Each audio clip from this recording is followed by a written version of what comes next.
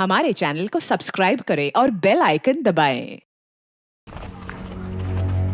बलराम बिश्ती की बातों से यह स्पष्ट था कि वो हमसे कुछ छुपा रहा था, पर वो क्या छुपा रहा था ये जानने का हमारे पास कोई जरिया नहीं था। पर जो पिछले 11 महीनों में नहीं हुआ वो अगले 7 दिनों में होने जा रहा था। इस केस की पहली ठोस कड़ी थी वो कॉल जो बलराम को आया था, और बलराम के अनुसार वो कॉल पीड़ित नीलम का था।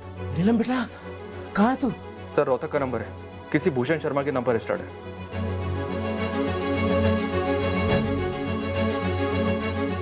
मतलब 18 मार्च की रात को वाकई में कॉल आया था बलराम को? सर, अगर नीलम ने बात की थी तो वो इस भूषण शर्मा से कनेक्टेड है।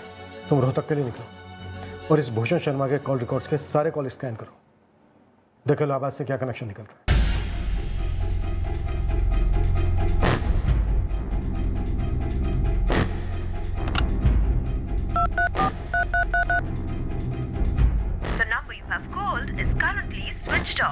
सर 23 मार्च को बलराम को जिस अननोन नंबर से कॉल आया था, ये वाला, फिलहाल ये नंबर स्विच ऑफ आ रहा है।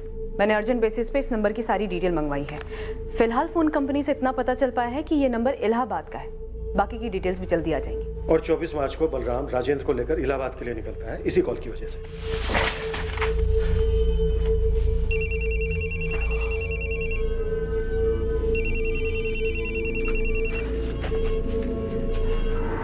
हेलो।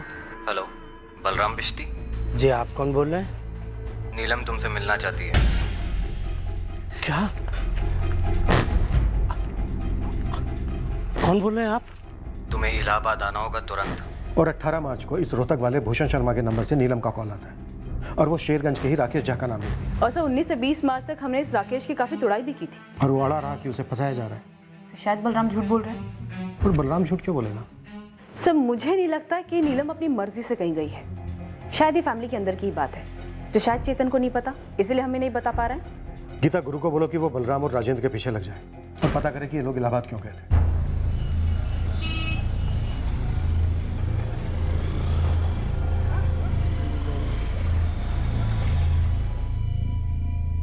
मैं इस भूषण शर्मा को नहीं जानता, मेरे पहले कभी किराए पे रहा होगा। ओम प्रकाश जी से पूछिए। मकान मालिक जी, वो सामने वाले घर में ही रहते हैं। ये तो भूषण शर्मा है, मेरा यहाँ 2 साल पहले किराएदार था। अभी कहाँ है? पता नहीं सर, बता के नहीं गया। मगर मेरे एड्रेस पे लिया हुआ सिम कार्ड वो आज भी यूज कर रहा है। गलत है ना सर? भूषण के साथ हुए एग्रीमेंट की कॉपी है आपके पास? उसमें भूषण ने अपना कोई परमानेंट एड्रेस तो लिखा ही होगा। सर एक कच्चा एग्रीमेंट था, उसमें उसका परमानेंट एड्रेस भी था, मगर अब वो मेरे पास नहीं है। मगर मुझे बराबर याद है कि वो भिवानी का रहने वाला था, और आपके पास जो मोबाइल नंबर है वही मेरे पास है। क्या मैं पूछ सकता हूँ कि आप उसे क्यों ढूंढ रहे हैं? हमारे इलाके से एक लड़की गायब हुई है और उसमें भूषण का नाम आया है। ओह, ये भूषण जब यहाँ रहता था तो काम क्या करता था? सर यही पास में एक सचदेवा शुगर मिल है, वहीं पे काम करता था। चंदर, ये कब की बात है? तारीख तो ठीक से याद नहीं है गुरु। हाँ, लेकिन जब मैं लोडिंग कर रहा था तब अचानक बलराम जी का फोन बजा।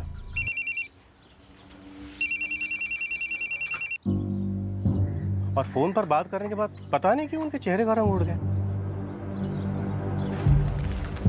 क्या हुआ बलराम जी? कुछ नहीं। फिर चेहरे का रंग क्यों उड़ा हुआ? कोई परेशानी है? कुछ नहीं। फिर 2 दिन की छुट्टी ली और जब छुट्टी से लौटे तो वहीं चेहरे का रंग उड़ा हुआ। तुम्हें क्या लगता है कि बलराम का ही हाथ है उसके बेटी के गायब होने में? ये मैं कैसे बता सकता हूँ? अरे भाई, बात होती होगी ना आपस में, वैसे भी 11 महीने हो गए। हाँ, वो तो है। वैसे गुरु एक बात बताऊं, बलराम जी अपनी बेटी से बहुत प्यार करते थे। जितना प्यार वो अपने बेटे चेतन से करते थे उतना ही बड़ी बेटी नीलम से। वो बेचारी कैसे गायब हुई, किसने अगवा किया, उसके साथ क्या हुआ, अब ये मैं कैसे बता सकता? फोटो दिखाने की जरूरत नहीं है साहब।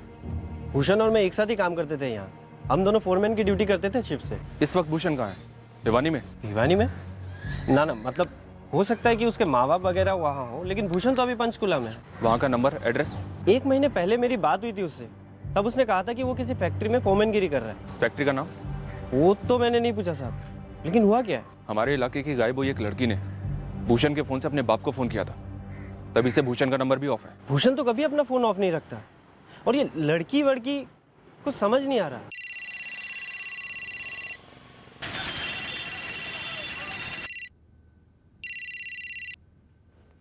हेलो। जी कौन बोल रहे हैं? जी आपने फ़ोन किया है, आप बताइए कौन बोल रहे हैं? Bihar police assistant sub inspector Geeta Jaiswal. जी बोलिए। आपके नंबर पर किसी भूषण शर्मा नाम के आदमी का कॉल आया था 19 मार्च को। हो सकता है किया हो, लेकिन बात क्या है? आप क्या करते हैं और ये भूषण शर्मा कौन है? जी देखिए, मेरा नाम प्रवीण त्रिपाठी है। मैं यहाँ इलाहाबाद डिस्ट्रिक्ट कोर्ट में क्लर्क हूँ। दिन भर में मुझे कई लोग फ़ोन करते हैं, लेकिन मैं सभी को नहीं पहचानता हूँ। हो सकता है इस भूषण शर्मा ने भी किया हो फ़ोन, लेकिन मुझे ऐसा कुछ याद नहीं आ रहा है। नीलम बलराम बिस्ती, ये नाम सुना है? नीलम बलराम बिश्ती? 21 साल की लड़की है, यहीं शेरगंज की है, 11 महीने से गायब है। नहीं, मैंने ऐसा कोई नाम नहीं सुना, याद तो नहीं आ रहा है मुझे।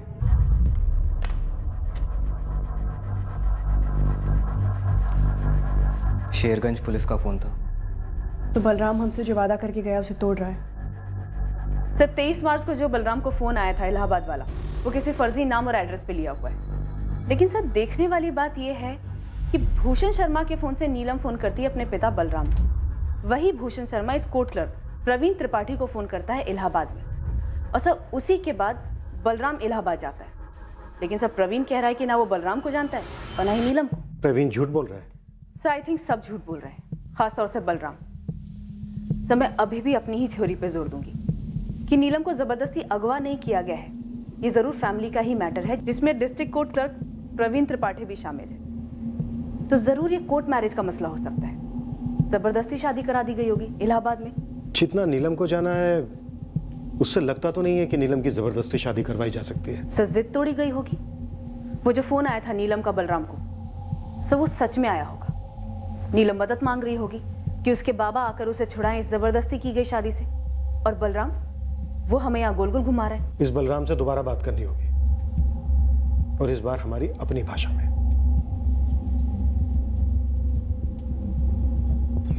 सर और कोई सिर्फ एक डिटेल बता सकते हैं भूषण शर्मा के बारे में? सिर्फ एक फ़ोन नंबर है जो फिलहाल बंद है। उसी के एड्रेस से घूमते घामते यहाँ तक पहुँचे हैं। फैक्ट्री में फोरमैन का काम करता है ये। साहब ये इंडस्ट्रियल एरिया है, हर जगह फैक्ट्री है। हर फैक्ट्री खंगाल गोविंद, ये पक्का है कि कोई एक फैक्ट्री है जहाँ ये काम करता है या काम करता था? मैं एक टीम बनाकर फैला देता हूँ लड़कों को, निकलेगा कुछ ना कुछ जरूर निकलेगा। बाबा हम मानते कि हमने दीदी के डिब्बे से 200 रुपये चुराए थे, और वो चोरी ही थी। हम ये भी मानते कि हमने उससे बड़ी गलती दीदी पर हाथ उठा के की। लेकिन बाबा हम ये नहीं मानते कि इस वजह से दीदी घर छोड़कर गई है। दीदी कहाँ पे? आपने दीदी को कहाँ पर छुपा के रखा है?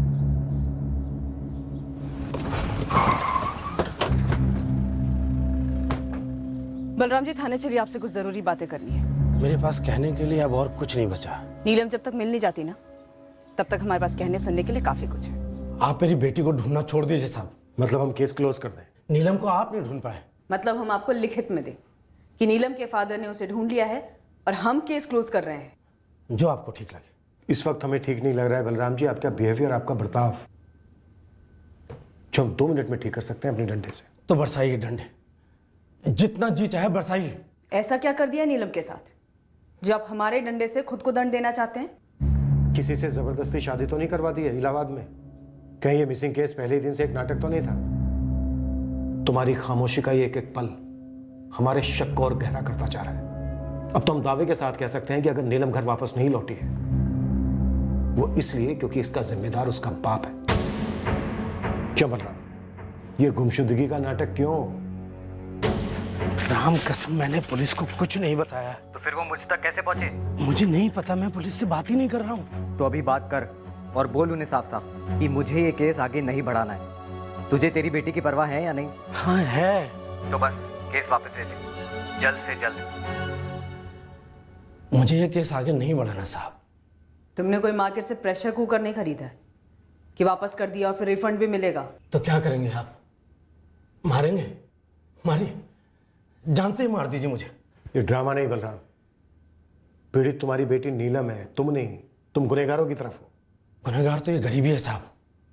सिर्फ 200 रुपए और एक थप्पड़ की वजह से मेरी बेटी घर से निकल गई गुस्से में, ये सच है और ये बदल नहीं सकता। क्योंकि ये हुआ है तो बाकी सब भी हुआ। बाकी सब? इस बाकी सब पर थोड़ी रोशनी डालेंगे? मुझे नहीं पता साहब मेरी बेटी है कहाँ। अगर पता होता तो उसे मैं कब का घर ले आता। आपके ये बकवास भाषण नहीं सुनता। सर इस भूषण शर्मा का पंचकुला के घर का एड्रेस मिल गया है। इसने 21 मार्च को फैक्ट्री से नौकरी छोड़ी। खबरी गोविंद इसके किराए के मकान पर है। इस वाले घर से भी निकल गया। गोविंद कह तो यही रहा है सर। इस भूषण शर्मा को ट्रेस करना बहुत जरूरी है मनोज। ये केस कुछ अजीब है। बलराम काफी कुछ जानता है और काफी कुछ छुपा भी रहा है।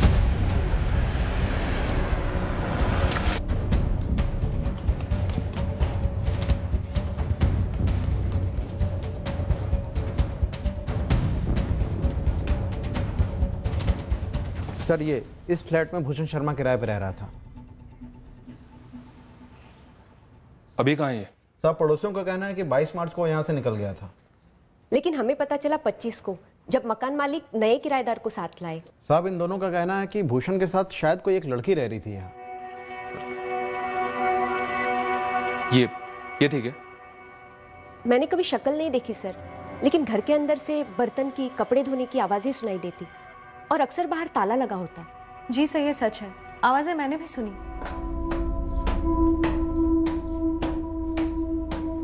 सुना? कर ऐसे कैसे? मुझे पहले लगा बिल्ली बिल्ली होगी। बिल्ली तो बर्तन गिरा सकती है ना, ब्रश से कपड़े थोड़ी धोएगी। और बस एक बार मैंने उस भूषण को घर लौटते हुए देखा, मुझसे रहा नहीं गया तो मैंने उसे सीधा पूछ लिया, भूषण जी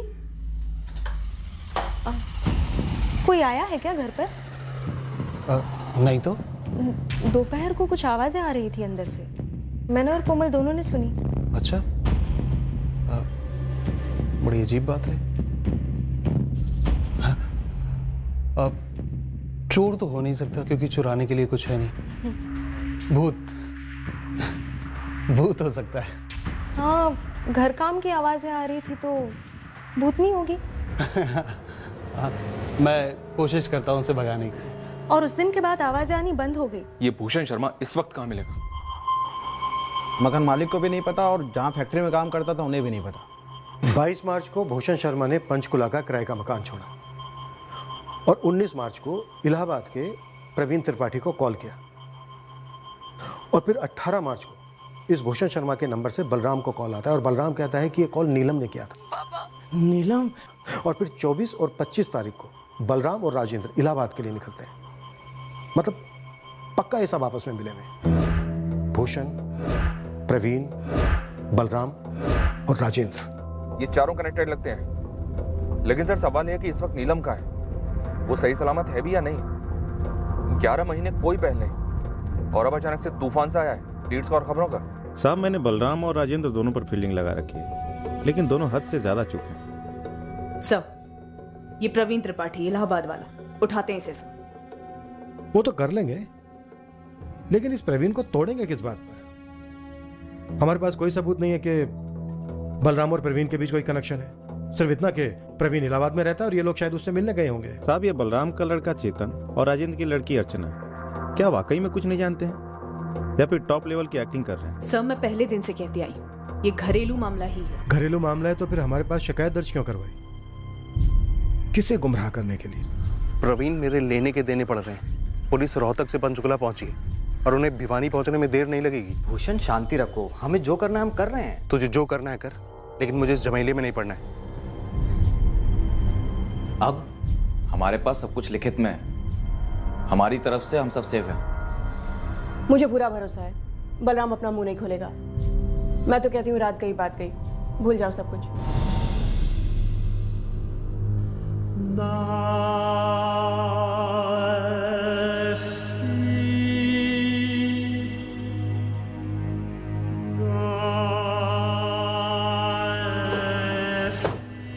हम भूषण शर्मा तक पहुंचने में कोई कसर नहीं छोड़ रहे थे। ये आदमी हमारी एकमात्र लीड था जिसके जरिए हम जान पाते कि नीलम बिश्ती कहां थी और वो जहां भी थी वहां क्यों थी।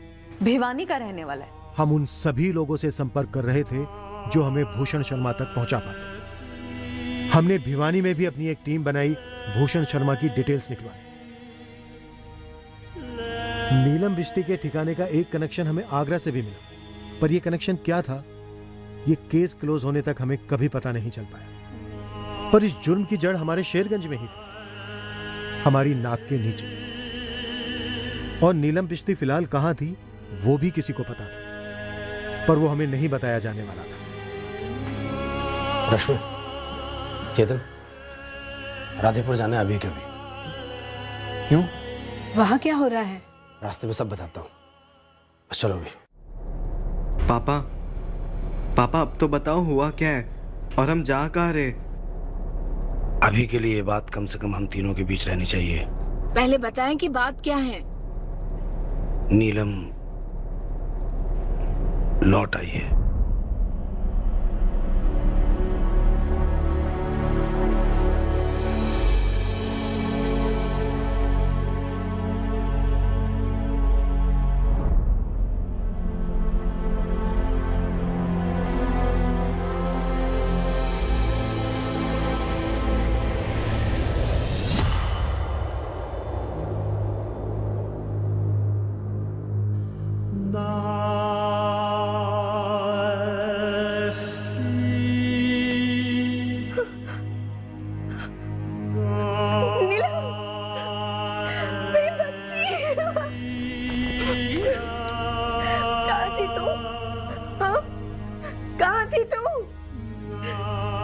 इतना गुस्सा दीदी, इतना?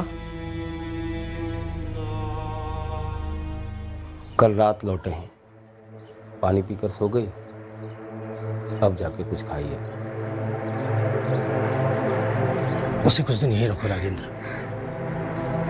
उसे ठीक होने में समय लगेगा। बाबा, मौसा जी, नीलम दीदी पूरी तरह से बदल गई है, कुछ बोल भी नहीं रही है और इतनी कमजोर क्यों हो गई है दीदी? हमें भी उसने कुछ नहीं बताया। दीदी थी कहाँ पे? पूरे 11 महीने बाद लौटी है, कैसे बाबा? खुद बोलेगी, अभी उसे आराम करने देते हैं, काफी सहा है उसने। क्या सहा है? क्या बाबा? हाँ देखिए, आप दोनों पहेलियां बुझाना बंद कीजिए और मुझे सब कुछ सच सच बता दीजिए, नहीं तो हम अभी के अभी पुलिस को फोन करते हैं। अरे हमें कुछ नहीं मालूम बेटा, हमें कुछ नहीं मालूम क्या हुआ उसके साथ, बस हम उसे वापस ले आए। देखो चेतन, मामला और मत उलझाओ, तुम्हारी बहन तकलीफ में है, पता नहीं कितने महीनों से तकलीफ में रही होगी। हम मजबूर थे इसलिए पुलिस को नहीं बता सके। और हम? अम्मा? अरे हमसे छुपाने की ऐसी कौन सी मजबूरी थी बाबा? अरे अभी बोलो बाबा। बेटा वो लोग बहुत खतरनाक लगते हैं, पता नहीं नीलम उनके चंगुल में फंस कैसे गई। 23 मार्च को फोन आया था मेरे पास उनका। नीलम तुमसे मिलना चाहती है। कौन बोल रहे हैं आप? तुम्हें इलाहाबाद आना होगा तुरंत। वो क्या रहा है बलराम, क्यों जाना इलाहाबाद? बस तुम चलो मेरे साथ, रास्ते में सब कुछ बता दूंगा। तुम्हारे बाबा ने नीलम का नाम लिया, इसलिए मैं इलाहाबाद जाने को राजी हो गया। लेकिन है कौन ये लोग? हमें नहीं मालूम, बस बोले इलाहाबाद बस अड्डे पे मिलना।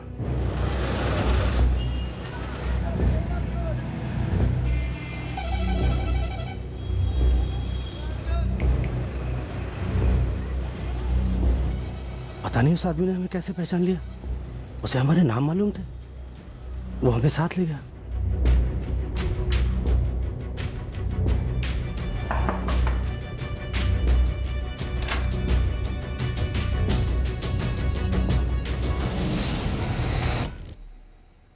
बलराम बिस्ती, मैंने ही तुम्हें फोन किया था। मेरी बेटी कहाँ है? जिंदा देखना चाहते हो तो आवाज नीचे। हम लोगों से क्या दुश्मनी है आपकी, हम लोग तो गरीब लोग हैं। नीलम को देखना है या नहीं? हाँ देखना है। तो कंप्लेन वापस लेनी होगी। समझो वापस ले ली। मुकर गए तो? अगर हमारी लड़की मिल जाए तो हम क्यों मुकरेंगे जी? कुछ शर्तें हैं हमारी। कैसी शर्तें? हमारी गलती क्या है? हम, मेरी लड़की की गलती क्या है? फिर शुरू हो गया रोना धोना? नहीं नहीं, आप अपनी शर्त बताइए।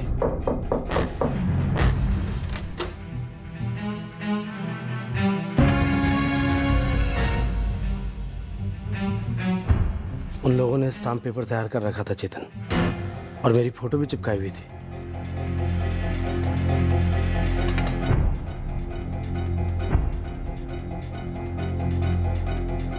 ये क्या है? ये दस्तावेज है कि तुमने अपनी मर्जी अपनी खुशी से नीलम की शादी कराई। क्या? और पुलिस में झूठी कंप्लेन लिखवाई कि वो गुमशुदा है।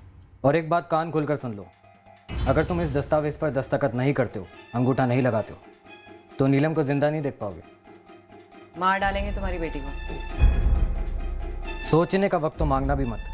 अभी ये ऑफर दे रहा हूँ, कबूल कर लो, वरना कहानी खत्म।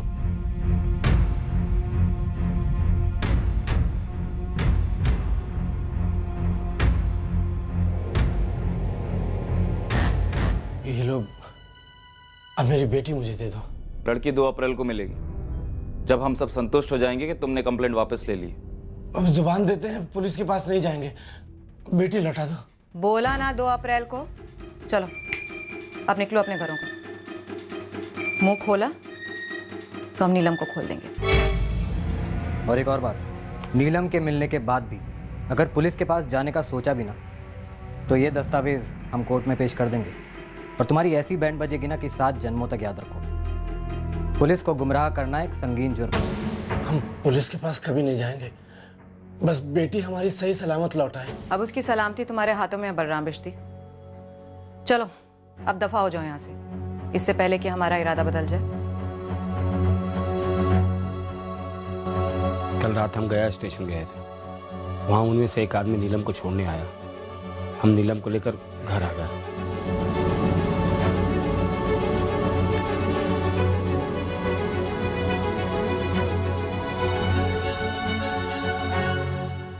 बस इसी कारण से हमने पुलिस को कुछ नहीं बताया और तुम लोग को भी।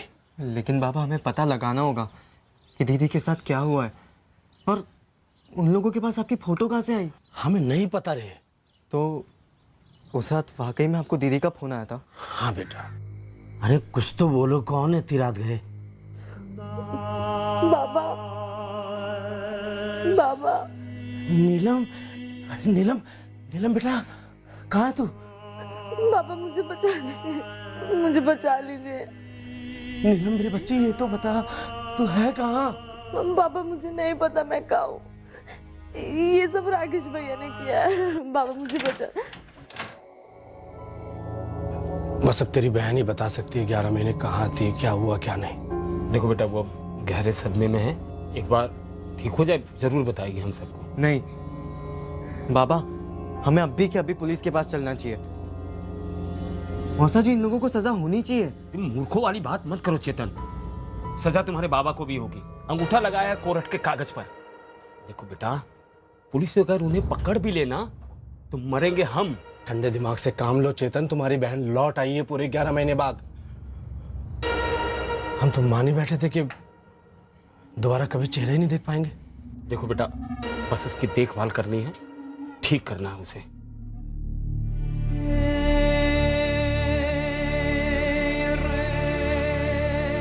मुझे घर जाना है, मुझे घर भेज दो पापा अम्मा के पास।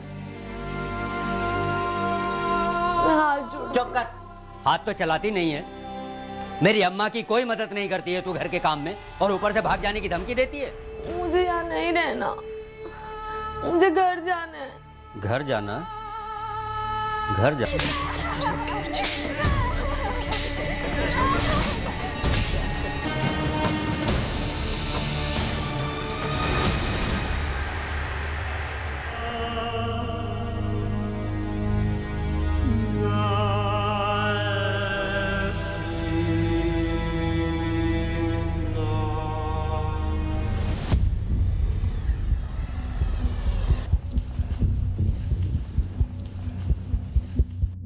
साहब 3 दिन से पूरा बिश्ती परिवार राधेपुर में डेरा डाले हुए हैं। तेरा कोई आदमी राजेंद्र के घर पे नजर तो रखे हुए है ना? हाँ साहब, लेकिन कोई भी मूवमेंट नजर नहीं आ रही। लेकिन तीनों के तीनों, बलराम, चेतन और नीलम की माँ, सभी वहाँ पहुँचे हुए हैं। मतलब दाल में जरूर कुछ काला है साहब। मुझे तो लगता है ये नीलम वही उस घर में है। आप धावा बोली डालो।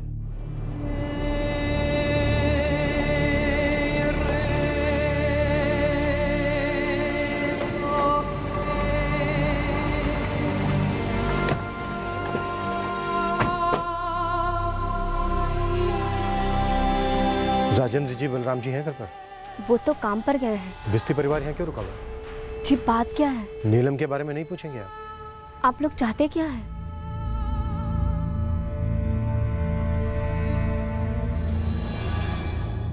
क्यों चेतन, तुम सब लोगों ने शेरगंज क्यों छोड़ा? बस ऐसे ही सर, वो कुछ दिन के लिए आए हम यहाँ पर। सच बोलो। क्योंकि नीलम दीदी वापस लौट आई है सर। और ये हमें इन्फॉर्म ना करने की कोई खास वजह? नीलम दीदी की हालत कुछ खास नहीं है सर। कुछ हमें बता नहीं रही है कि क्या हुआ, कहाँ पर थी, और हमने भी ज़्यादा प्रेशर नहीं डाला उन पर। हमें नीलम से मिलना है अभी।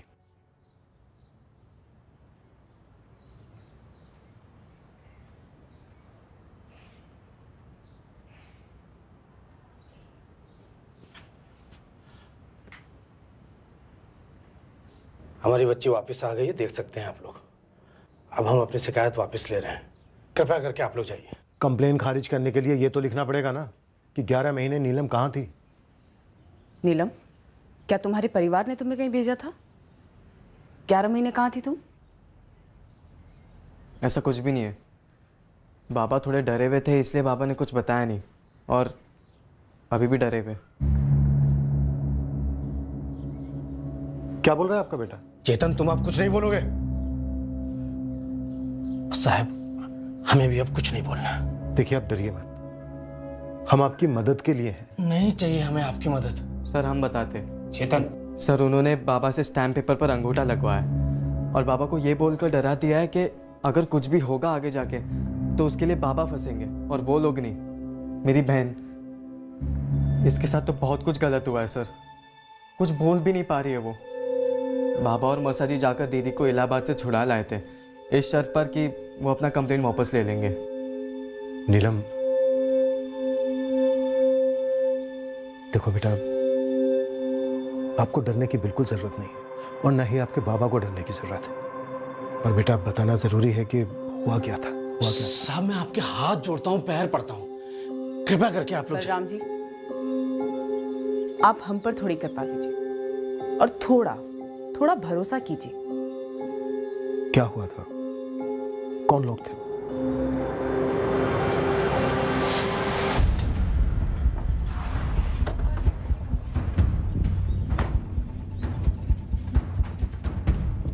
चल राकेश, नाटक खत्म तेरा।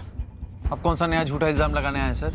बच्चे को रिश्तेदार के पास छोड़िए और तुम इसके साथ जाओ, फिर इसको भी घसीटते हुए लाना। अरे हुआ क्या है? सर बताइए तो सही, हुआ क्या है?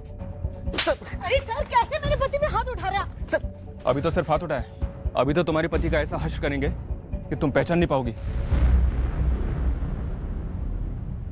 मेरे गुस्से का फायदा उठाया राकेश ने। कहाँ लेकर गया तुम्हें राकेश? पता नहीं चला, पहले उसकी गाड़ी में, फिर बस में।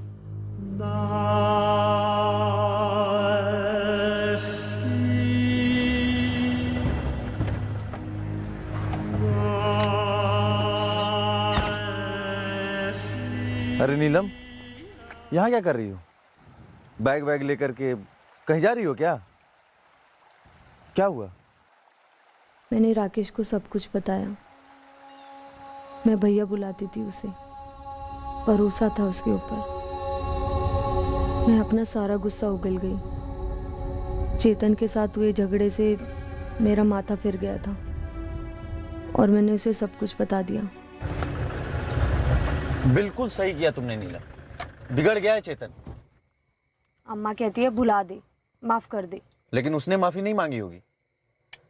एक तो चोरी, ऊपर से सीना चोरी। अरे कल को किसी क्रिमिनल गैंग में भर्ती हो सकता है वो। वही तो राकेश भैया, लेकिन अम्मा पापा है कि समझने को तैयार ही नहीं है कि ये कितना सीरियस मैटर है। अरे वो सीरियस नहीं होंगे जब तक तुम सीरियस नहीं होगी नीलम। मतलब भैया? मतलब तुम गुस्से में घर से निकली हो ना, पकड़े रहो गुस्से को। एक दिन घर ही मत जाओ, तुरंत फोन ऑफ कर दो, सिम भी निकाल दो इसका। अरे करो, सोचो मत, सबके होश ठिकाने आ जाएंगे। और मौसी के घर भी मत जाना। तो फिर? तुम मेरे साथ चलो। अरे जरा तिल मिलाने दो इनको, सबक सीखेगा चेतन। एक तो घर में कभी चोरी नहीं करेगा और बहन पे हाथ उठाने जैसी जलील हरकत तो करेगा ही नहीं। और तुम्हारे माँ बाप भी समझेंगे कि ये कोई एवं ही बात नहीं है। अरे सब समझ जाएंगे, सुधर जाएंगे। लेकिन अगर तुम चुपचाप घर वापस चली गई तो सब समझेंगे तुम नौटंकी कर रही हो।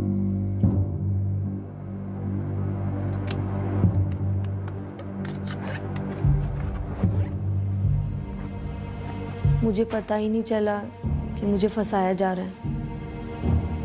कभी सोचा ही नहीं था कि राकेश भैया भेड़िया निकलेगा। मैं राकेश भैया के साथ चली गई। मुझे उसके इरादों के बारे में कुछ नहीं पता था।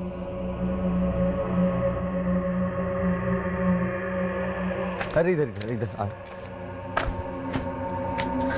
नीलम, ये हमारा दोस्त है प्रवीण। आज रात हम यहीं रुकेंगे, कल सुबह होते निकल जाएंगे। जी नमस्ते। नमस्ते भैया। राकेश भैया, मुझे लगता है कि मुझे अम्मा पापा को फ़ोन कर देना चाहिए। वो परेशान हो रहे होंगे कि मैं मौसी के घर भी नहीं पहुंची। अरे यही तो हमारा प्लान था ना नीलम।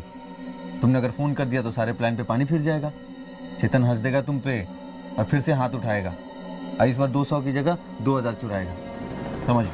ठीक, आज रात यहीं काट लीजिए, कल सुबह चाय नाश्ता करके लौट जाइएगा। हाँ, कल सुबह लौट जाएंगे। चलो चलो, दरवाज़ा खोलो। आ जाओ जाओ, आओ आओ।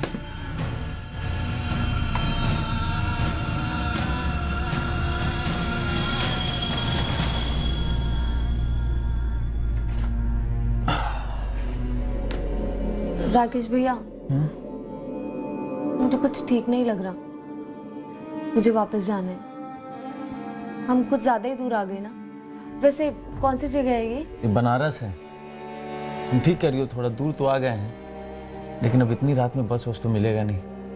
तो काम करते हैं, कल सवेरे होते ही लौट जाते हैं। कल सुबह होते ही मैं चेतन को फोन करूंगी। हाँ। समझाऊंगी उसे कि उसे सुधरना होगा, बदलना होगा उसे।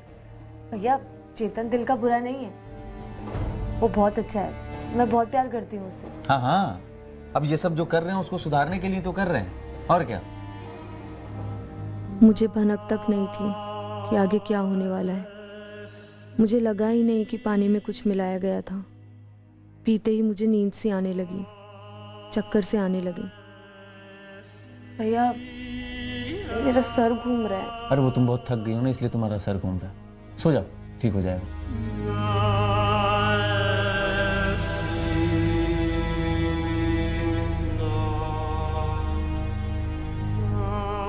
वो मेरे पास लेट गया। मैं आधी बेहोशी में भी सोच रही थी कि ये ऐसा क्यों कर रहा है, लेकिन मैं कुछ बोल नहीं पा रही थी। कमजोरी सी थी, सब धुंधला सा था। और फिर अचानक से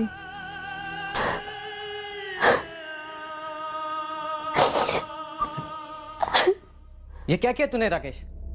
दोस्ती में मैंने तेरी मदद की, साले तूने तो कहा था ये तेरी बहन जैसी है। मैंने कितनी बार मना किया, तब बोला भी नहीं, लेकिन इसने मेरी सुनी तक नहीं।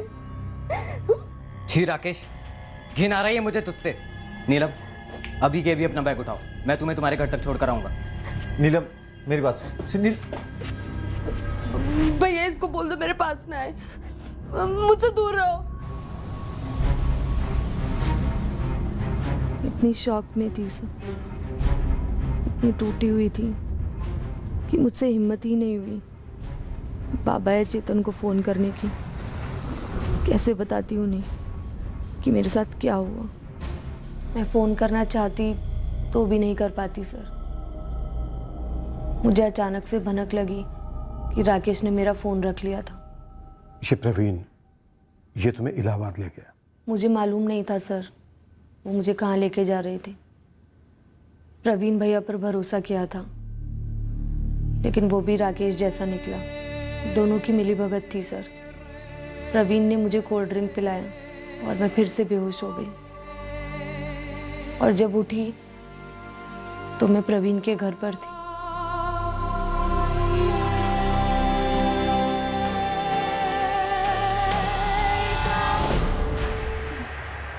मैं कहाँ हूँ? इलाहाबाद। प्रवीण भैया, मुझे घर जाना है। तेरा अपना नया घर होगा नीलम, तेरी शादी होने वाली है। शादी?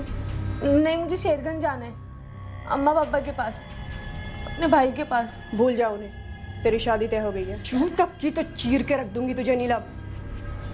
दवा खिला दो साली को, दिमाग ठिकाने पर रहेगा। नहीं, मुझे घर जाना है।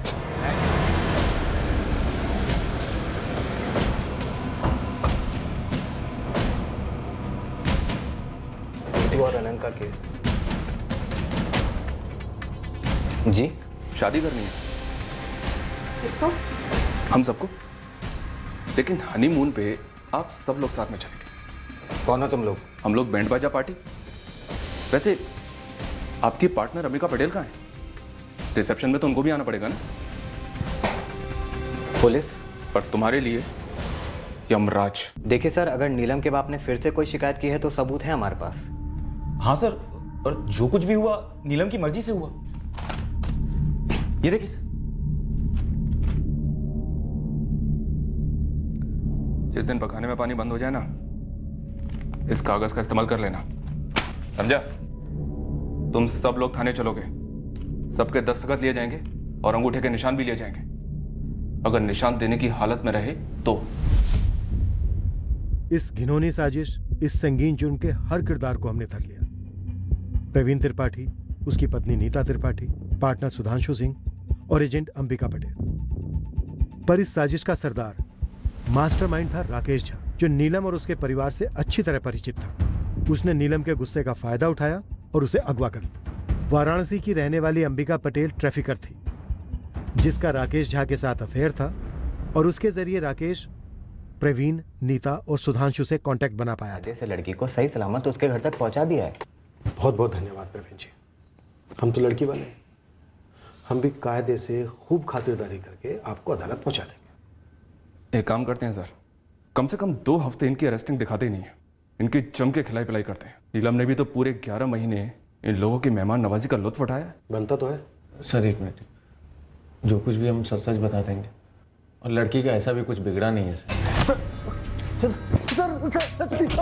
राकेश ने अंबिका के जरिए नीलम को प्रवीण, नीता और सुधांशु को बेचा था। आगरा से हमने मयंक चौधरी को गिरफ्तार कर लिया। वो नीलम का पहला खरीदार। सुन प्रवीण, नहीं जम रही है यार। कल मैं लड़की को तेरे पास वापस लेके आ रहा हूँ। क्या हुआ मयंक, कुछ कर दिया क्या नीलम ने? घर का एक काम नहीं करती है।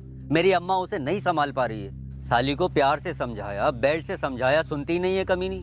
देख, नहीं चाहिए मुझे ऐसी बला। तू मेरे पैसे रेडी रखना, मैं आ रहा हूँ कल। वाह, अच्छा मजाक कर रहा है। 4 महीने जम के इस्तेमाल किया तूने उसे। अरे कौन सा पूरे 3 लाख रुपए मांग रहा हूँ यार, कम से कम 50% तो वापस दे दे। सब नाक में दम कर दिया था उसने सब, तो हमें उसे वापस लेना ही पड़ा।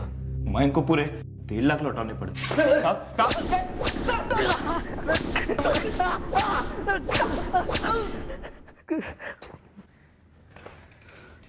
फिर किसे बेचा नीलम को? इस भूषण शर्मा को? भूषण के साथ सिर्फ 2.5 लाख की डील की। बेचा 2.5 लाख में बेचा, समझा?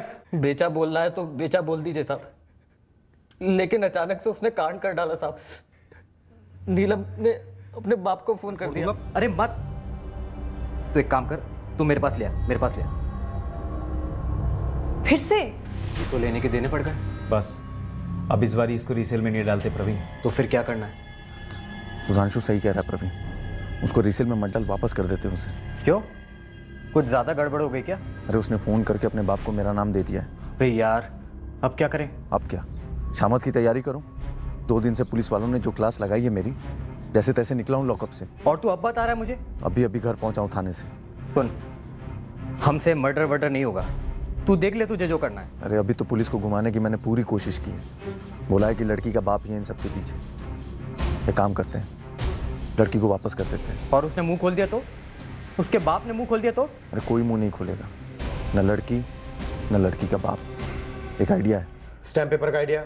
हाँ साहब, ओ राकेश ने नीलम के बाप का फोटो भेजा हमारे पास। और बलराम बिश्ती को तू फोन करता था दूसरे नंबर से? हाँ साहब, फर्जी सिम कार्ड इस्तेमाल किया था। ये भूषण शर्मा कहाँ है इस वक्त? वो फरीदाबाद में साहब। सर आप मेरी बात क्यों नहीं समझ रहे सर? सर मेरा गुनाह क्या है सर? सर मैंने बाकायदा शादी किया है उससे सर। 2 दिन बाद हमने भूषण शर्मा को गिरफ्तार किया और इस केस का आखिरी गुनहगार हमारी हिरासत में आ गया। साहब, आप एक बार स्टैम्प पेपर पढ़ तो लो, ऊपर से हमने लड़की को वापस भी कर दिया है।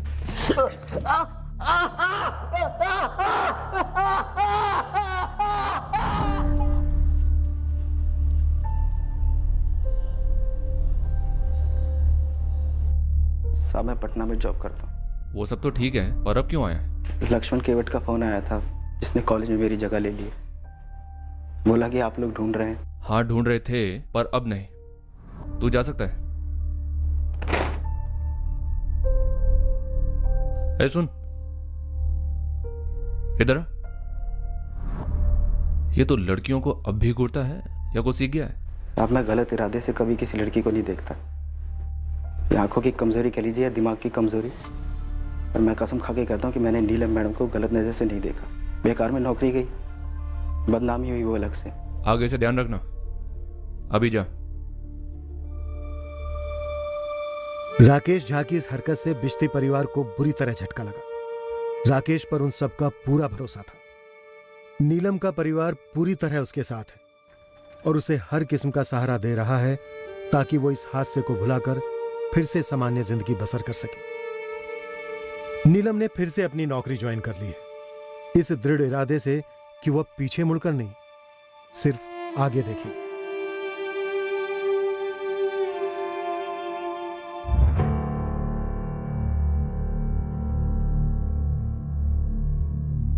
नीलम की मेडिकल रिपोर्ट ने इस बात का पुष्टिकरण किया कि उसके साथ बलात्कार हुआ था, पर बेहोशी की दवाइयां पिलाने का आरोप सिद्ध नहीं हो पाया, क्योंकि जब तक नीलम का मेडिकल करवाया गया तब तक काफी देर हो चुकी थी और उसके ब्लड स्ट्रीम में उन दवाइयों के अंश नहीं मिले। सारे आरोपियों में केवल नीता त्रिपाठी की जमानत हुई क्योंकि वो प्रेग्नेंट थी। हमने बलराम के दस्तखत वाले स्टैम्प पेपर्स भी बरामद कर लिए, जो एकमात्र कानूनी दस्तावेज था जो यह सिद्ध कर रहा था कि नीलम बिश्ती की भूषण शर्मा के साथ शादी हुई थी। अब यह दस्तावेज नीलम के साथ हुए अत्याचारों का सबूत साबित होगा और उसे न्याय दिलाने में मदद करेगा।